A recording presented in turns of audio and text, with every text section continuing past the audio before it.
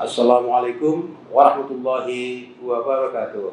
Assalamualaikum warahmatullahi wabarakatuh. Pemirsa Win Su TV yang kami muliakan, 1 tahun periode amaliyah kepemimpinan Winsu 2020-2024 tak terasa sudah berlalu begitu lupa. Rasanya ada manfaat untuk membincangkan apa-apa saja capaian sudah diperoleh hingga setahun ini diselesaikan masa periode itu. Pagi ini Pak Wakil Rektor 1 Profesor Hasan Asyari MA berkenan untuk singgah di studi kita, dan pada beliau akan ditanyakan banyak hal yang terkait dengan tugas-tugas beliau selaku Wakil Rektor bidang akademik. Assalamualaikum Pak Profesor Hasan Asyari. Waalaikumsalam warahmatullahi wabarakatuh. Sehat Pak? Alhamdulillah, saya lama nggak jumpa. Lama nggak ketemu, saya juga merasa begitu tuh. Tapi selalulah mengikuti perkembangan dari jauh, dan dengan beberapa orang pimpinan Winsu, saya terus connect lah. Alhamdulillah. Ikut memiliki. Bagaimana kira-kira Pak, dari Pak kita mulai soal setahun kita sudah menyelesaikan tugas untuk periode amaliyah 2020-2024. Saya kira diawali dulu dengan hal ikhwal akademik secara umum. Silakan Pak Prof. Baik Pak Sohibul, terima kasih sudah datang dan berjumpa. Alhamdulillah, di kepemimpinan Prof. Syahrin Narah MA ini yang dimulai pada penghujung 2020. Kalau saya persisnya itu dilantik pada 1 Desember 2020. Pak Rektor saya ingat sekitar sebulan lebih awal dari Wakil Rektor. Saya kira konteks yang paling penting dari sudut pandang akademik adalah bahwa pada tahun 2020 itu 5 tahun atau 6 tahun genap kampus kita ini bertransformasi menjadi universitas. Karena dulu kita menjadi universitas itu di penghujung 2014. Baru efektif di tahun akademik 2015. Zaman Pak Fadil ya Pak Prof ya? Betul, zaman itu rektornya Allahyarham Prof. Rahman Fadil Lubis, dan Pak Regar waktu itu saya kebetulan juga di Wakil Rektor 1. Oh iya, alhamdulillah. Di zaman Prof. Fadil itu. Saya kira satu periode kepemimpinan berlalu, dan kampus kita saya lihat mengalami perkembangan lah di bidang akademik. Bisa kita catatkan pertumbuhan jumlah program studi pada tataran S1, S2 maupun S3.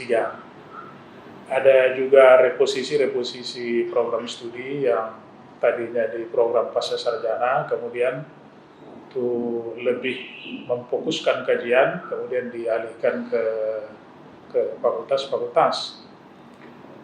Sejumlah pencapaian dosen kita, ada banyak yang memperoleh doktor dalam periode itu, dan demikian juga dalam setahun setelah saya kembali di posisi Wakil Rektor 1.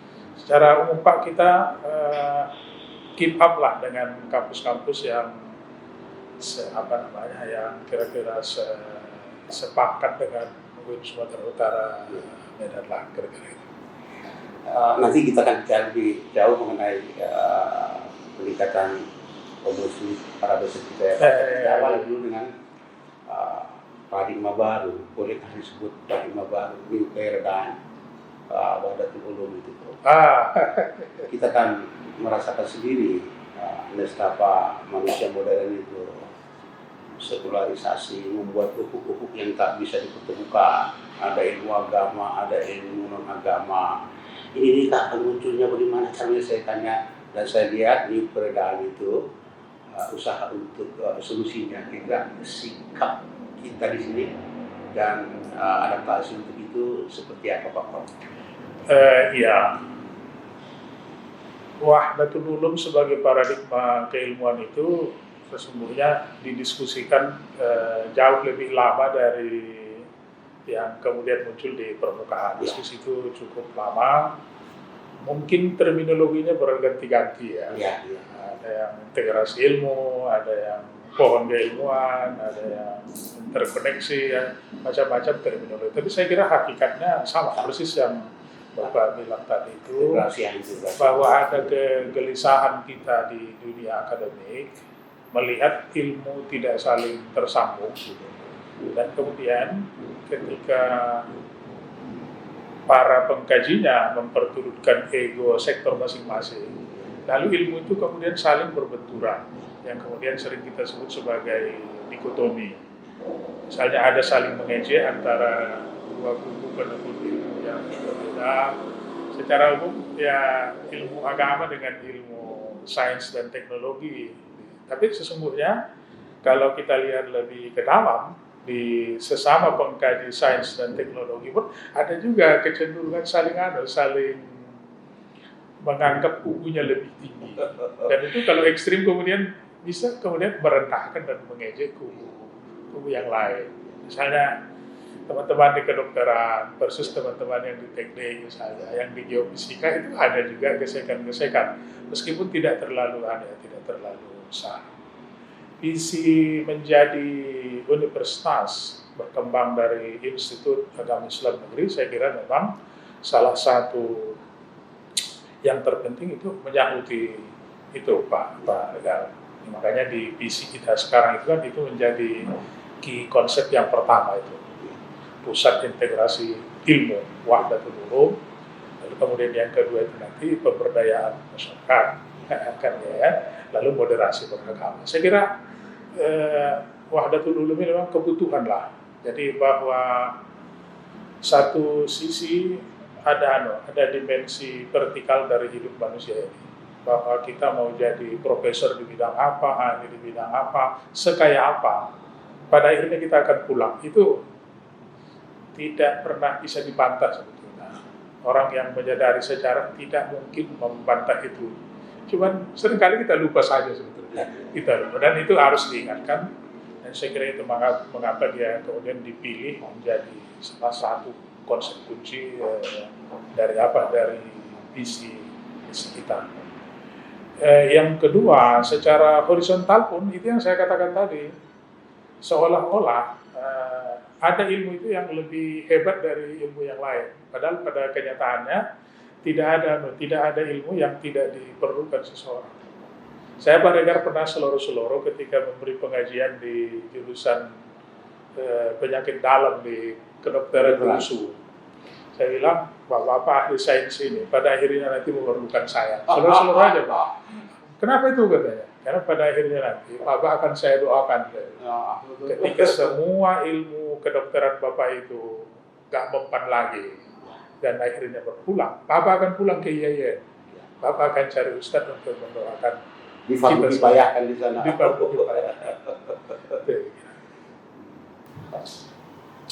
Pemirsa Winsu TV yang saya lihat, kita lagi berbicara kita dengan Pak Profesor Hasan Usari. Di dunia internasional, kalau kita kaji jejak digital, dan mungkin Pak Prof juga bisa sering bertemu dengan tokoh-tokoh yang juga mengeluhkan masalah integrasi ilmu ini. Kira-kira bagaimana itu kondisi di dunia internasional dan jawaban yang akan kita berikan dari Winsu untuk solusi permasalahan yang sudah cukup lama ini.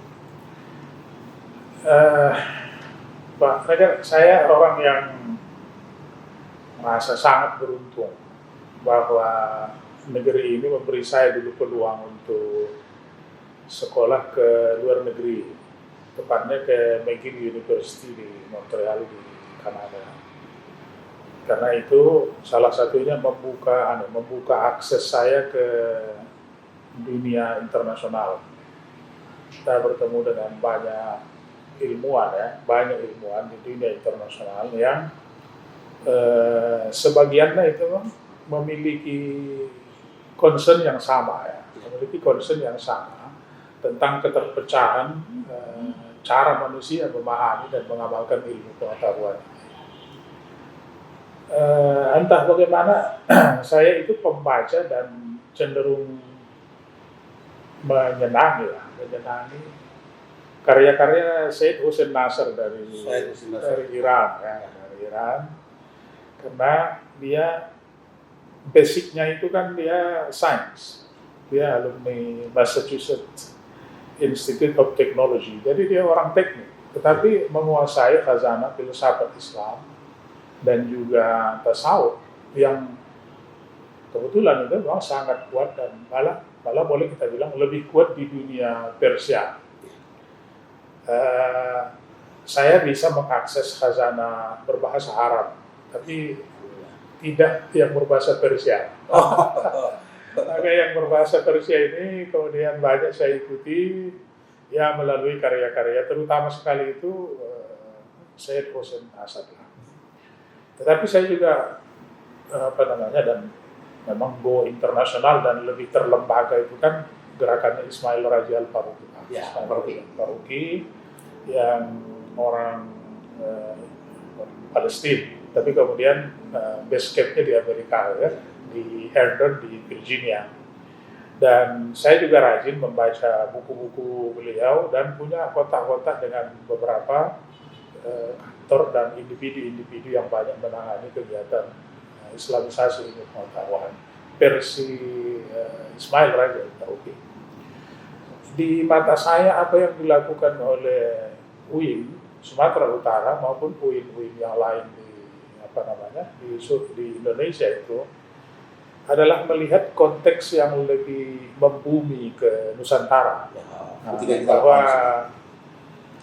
boleh jadi secara filosofis masalah itu sama, tapi perwujudan sosiologis dan historis, pengalaman keagamaan, pengalaman politik, pengalaman ekonomi orang Indonesia itu khas dan tidak bisa disamakan misalnya dengan Muslim yang lain di Timur Tengah atau di Persia atau di Mesir atau Muslim yang ada di banyak sekali di Barat sekarang.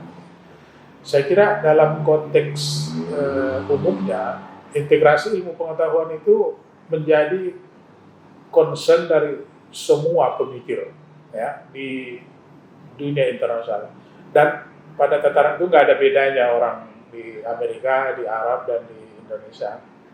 Yang dilakukan ini itu adalah bagaimana ini landing secara lebih smooth, lebih bisa dipahami oleh umat Islam yang pengalaman sosiologisnya itu khas Nusantara.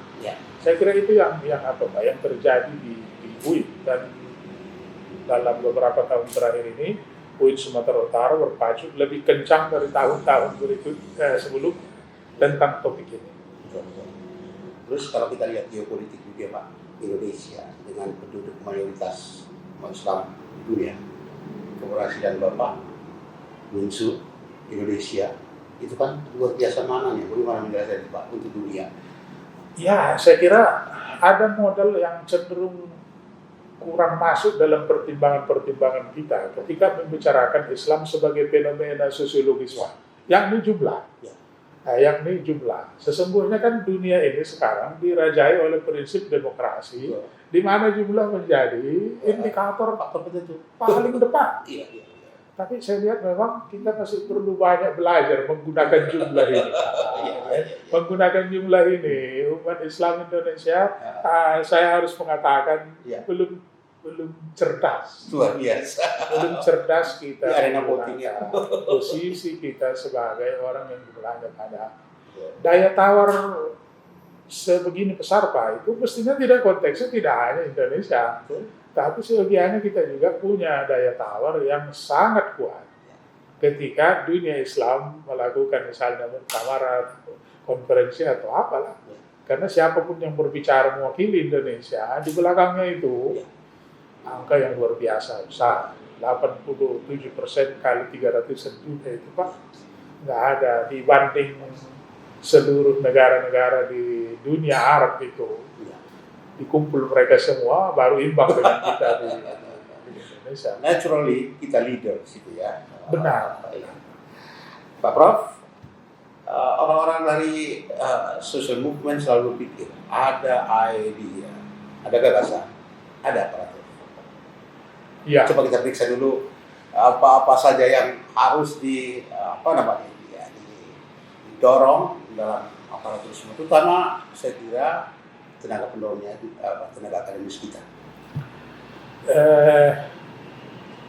Di Amerika itu Pak ada teori melting pot. Melting pot. Melting pot. Dalam masih dipakai itu Prof sekarang.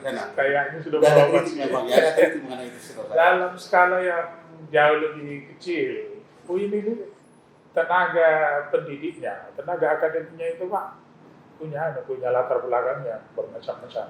Ya. Kalau kita sederhanakan, dulu orang cenderung mengatakan dosen itu berlatar belakang Timur Tengah atau Arab lebih spesifik, lalu ada yang berlatar belakang Nusantara, Indonesia.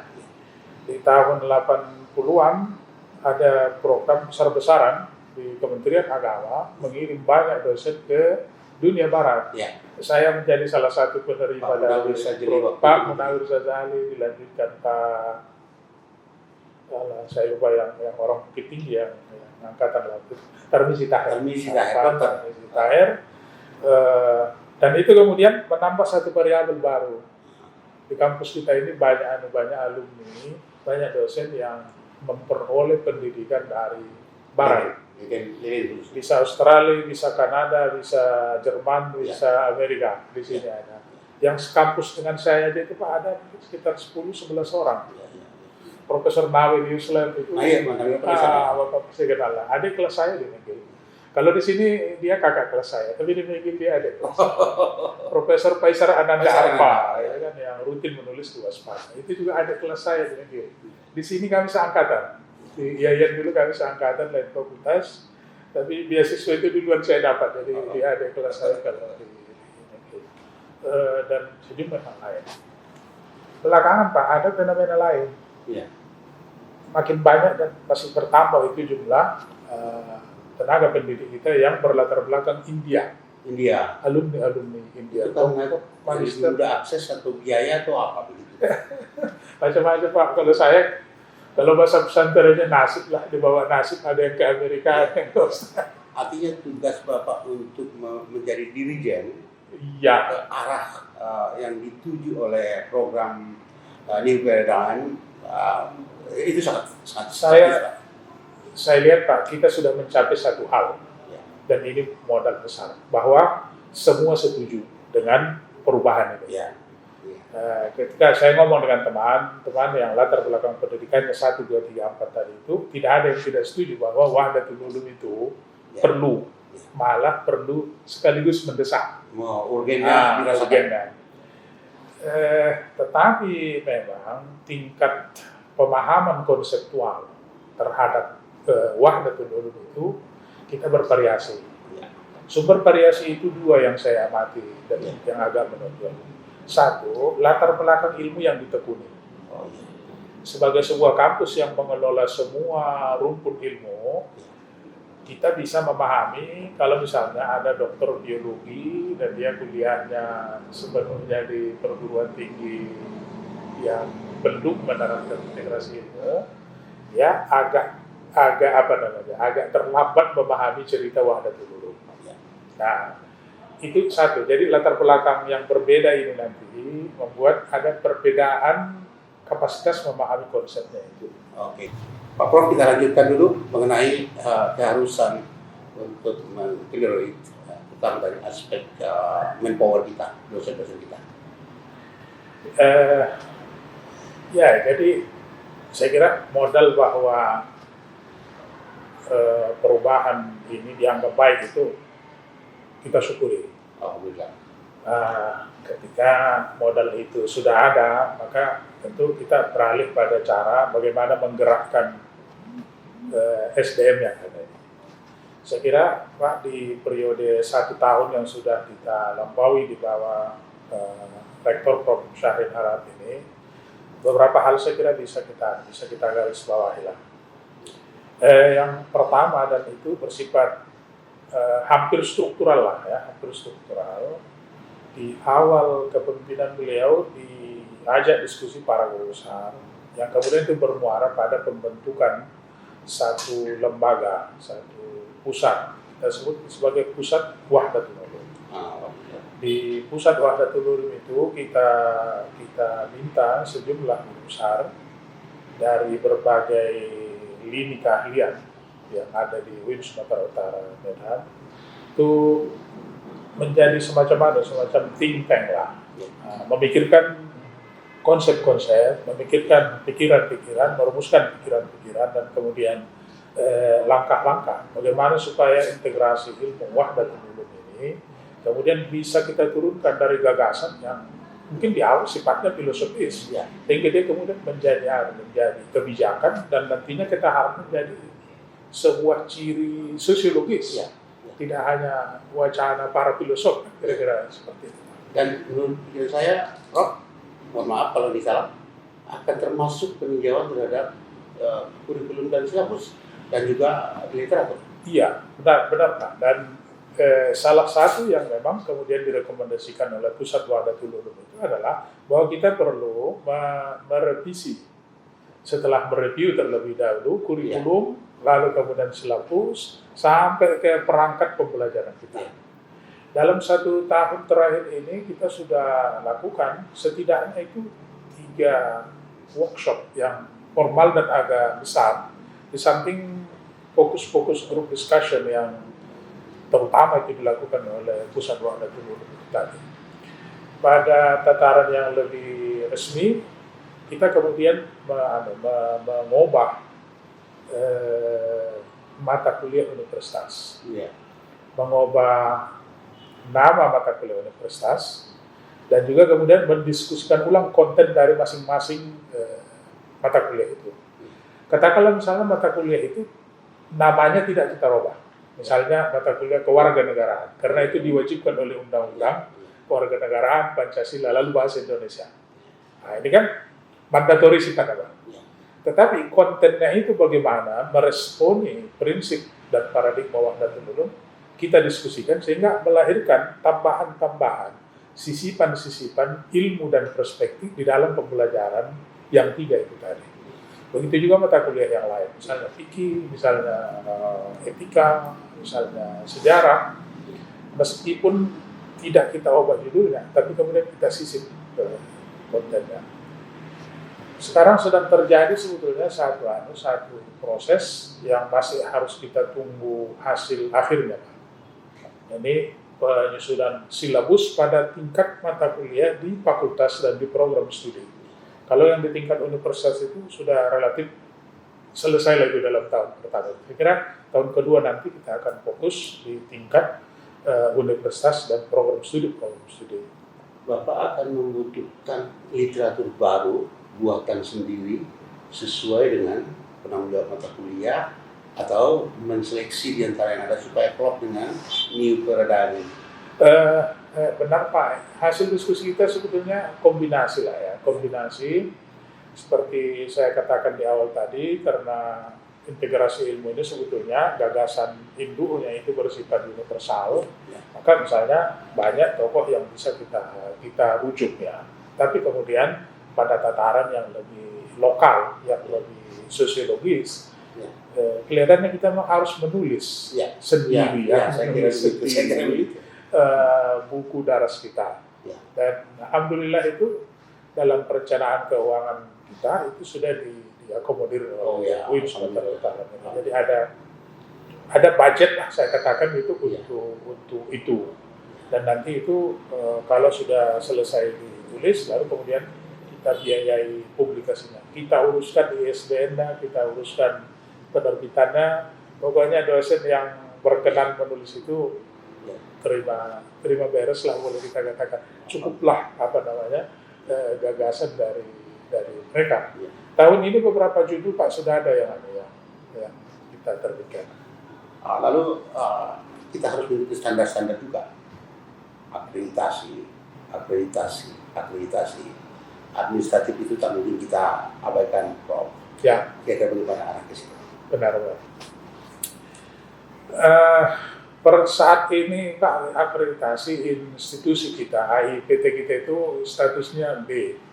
B dalam bahasa standar 7. Sekarang ini kan sedang bergeser dari standar 7 menuju standar 9 ya. Kalau dikonversi itu ya baik sekali lah. Di atasnya itu ada unggul.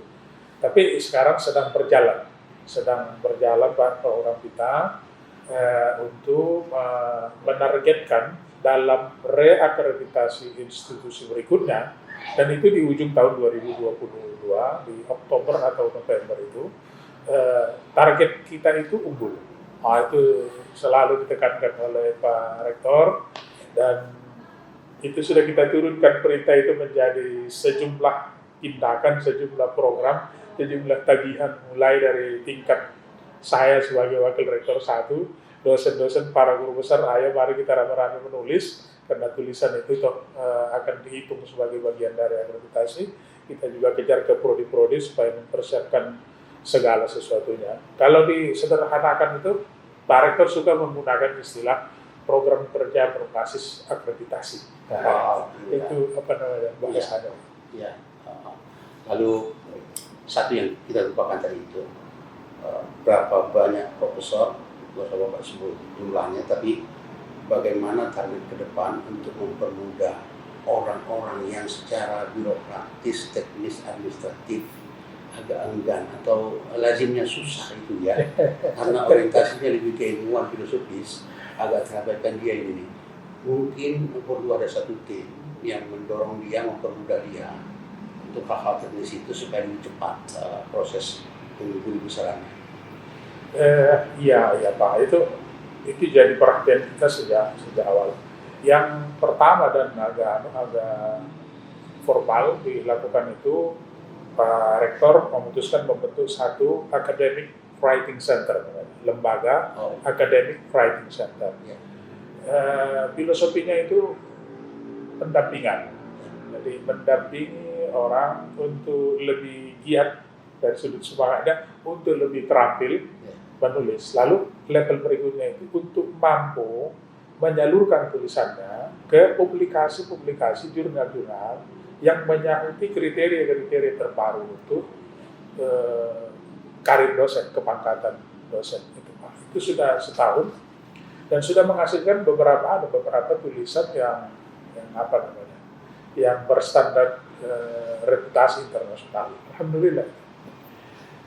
Ada juga digagas oleh Pak Rektor insentif untuk para penulis yang berhasil menggunakan tulisannya itu untuk mengusulkan naik pangkat menjadi profesor. Jumlah profesor kita Pak 26 orang, dan itu sekitar 6% dari total dosen kita. Perbandingan dengan UIN yang sekelas? Saya akan klaim kita middle lah, kira-kira di pertengahan. Kalau kita cek data Sinta itu, data nasional secara menyeluruh itu 7, berapa persen itu Pak? 7, berapa persen dari dosen yang terdaftar di Sinta itu adalah guru besar. Jadi kita sedikit di bawah standar nasional lah. Tapi dengan upaya-upaya ini kita menunggu persentase itu untuk kita naikkan. Memang ada satu variabel sejarah yang mempengaruhi itu Pak, karena kita menjadi UIN, lalu membuka sejumlah prodi-prodi baru, dan kita merekrut banyak dosen untuk prodi-prodi baru. Dan rata-rata mereka ini kan adik-adik dosen-dosen yang sangat junior ya, di asisten ahli dan lektor kebanyakannya, alumni doktor master baru, sehingga mereka mempengaruhi nisbah tadi. Iya. Di luar yang kita perbincangkan tadi Pak Prof, apa kira-kira hal yang ada dalam pikiran Pak Prof untuk mengakselerasikan perjalanan UIN kita ini dalam kaitan New Paradigm tadi? Saya Pak, kalau membahasakannya agak abstrak, saya akan menggunakan kata tradisi akademik. Saya melihat bahwa menjadi akademisi di UIN, tapi mungkin sama juga dengan di kampus mana ya di Indonesia ini. Ada beban administrasi yang mungkin berlebihan lah boleh dikatakan. Kita sebagai dosen sebetulnya ingin itu agak dikurangi lah dikit beban administrasi itu, sehingga itu boleh kita katakan memperlambat tumbuhnya tradisi akademik. Akademisi itu kan syarat pertama dia itu akan kemerdekaan dan kebebasan dalam konteks akademik gitu kan. Tapi ketika kemudian kita dibebani oleh sistem pelaporan yang terlalu birokratis, itu kadang-kadang melelahkan. Dan karena kita punya semangat untuk merdeka sebagai akademisi, yang sebetulnya nggak terlalu melelahkan menjadi sangat melelahkan. Dan beberapa kolega saya itu Pak, tidak menjadi profesor, saya kira hambatannya antara lain itu mengadministrasikan karya akademiknya, capaian akademiknya itu dia nggak sempat atau nggak mau, wallahu alam lah. Tapi ketika kita lihat dia sudah cocok jadi profesor gitu. Tapi kok belum juga. Kita sebagai orang yang sesama kita kenal gitu ya, kita tahu mana yang sudah secara akademik itu sebetulnya dia guru besar, dia profesor, cuman kan dia ajudannya. Tak ada pula yang membantu dia mengajukannya. Tapi saya ingin mengatakan bahwa program kita akan menyahut itu. Kita akan undang mereka yang katakanlah sudah punya karya-karya dan memberi mereka bantuan mengorganisir administrasinya. Terima kasih Pak Prof. Sehat selalu untuk mengendalikan tugas-tugas ini di bidang Bapak. Ini satu misi besar yang juga akan berpengaruh kepada masyarakat bangsa kita dan juga dunia internasional. Mudah-mudahan perbincangan kita ini bermanfaat bukan hanya bagi UIN, tapi bagi masyarakat seluruh dunia. Pemirsa UIN TV, begitulah perbincangan kami dengan Bapak Profesor Dr. Hasan Asyari MA, Wakil Rektor 1 Universitas Islam Negeri Sumatera Utara. Beberapa hal sudah kami bincangkan, hanya karena keterbatasan waktu kami tidak menuntaskannya. Kami berjanji akan melakukan eksplorasi masalah lagi pada waktu-waktu dan kesempatan berikut. Mudah-mudahan acara kita ini bermanfaat bagi semua. Assalamualaikum warahmatullahi wabarakatuh. Warahmatullahi wabarakatuh.